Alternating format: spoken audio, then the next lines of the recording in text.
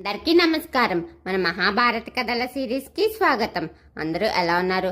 నేనైతే చాలా బాగున్నాను. మీరు ఎలా ఉన్నారో కామెంట్ రూపంలో తెలియజేసేయండి. మరి ఈ కథని ఎంతవరకు చెప్పుకున్నాం గుర్తుంది కదా. తర్వాత కథ ఏంటో చూసేద్దామా. మరి దేవవ్రతుడికి భీష్ముడు అని వరం వచ్చిన తర్వాత జరిగిన కథ తెలుసుకుందామా. మరి దేవవ్రతుడు తన తండ్రి కోసం చేసిన భయంకరమైన ప్రతిజ్ఞతో ప్రపంచం మొత్తం ఆశ్చర్యపోయింది. ఆ ప్రతిజ్ఞ విన్న దేవతలు ఆకాశం నుంచి పూల వర్షం కురిపించారు. అప్పటి నుంచే దేవవ్రతుడు భీష్ముడిగా ప్రసిద్ధి చెందాడు.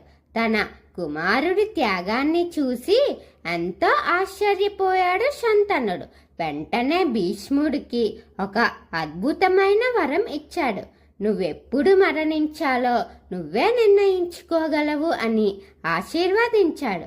ఈ వరాన్ని ఇచ్ఛామరణం అని అంటారు. ఆ తర్వాత శంతనుడు సత్యవతిని వివాహం చేసుకుని హస్తినాపురంతో మళ్ళీ సంతోషంగా నిండిపోయింది.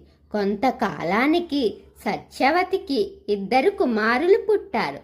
వాళ్ళే చిత్రాంగాదుడు, విచిత్రవీర్యుడు. భీష్ముడు రాజ్యాన్ని వదిలేసిన రాజ్యరక్షణ బాధ్యత మాత్రం తన భుజాలపై వేసుకున్నాడు. చిన్న రాజకుమారులకు గురువు రక్షకుడిగా మారాడు.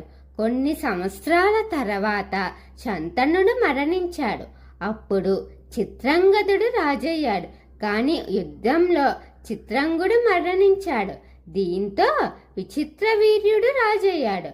అతనికి పెళ్లి చెయ్యాలని భావించిన భీష్ముడు కాశీ రాజ్యానికి వెళ్ళాడు. అక్కడ జరిగిన స్వయంవరంలో అంబ, అంబిక, అంబాలిక అనే 3 రాజకుమార్తెలను యుద్ధం చేసి తీసుకువచ్చాడు. కానీ అంబ మరో రాజును ప్రేమిస్తుంది అని తెలిసి భీష్ముడు ఆమెను పంపించేశాడు.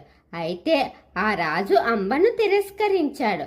ఆ బాధతో అంబ కోపంతో తిరిగి వచ్చి భీష్ముడినే పెళ్లి చేసుకోమని కోరింది.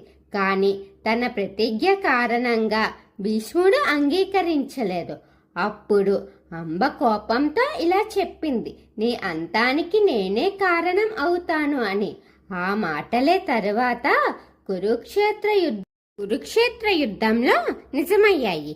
ఇలా భీష్ముడి ఒక ప్రతిజ్ఞ మొత్తం మహాభారత కథనే మార్చివేసేసింది.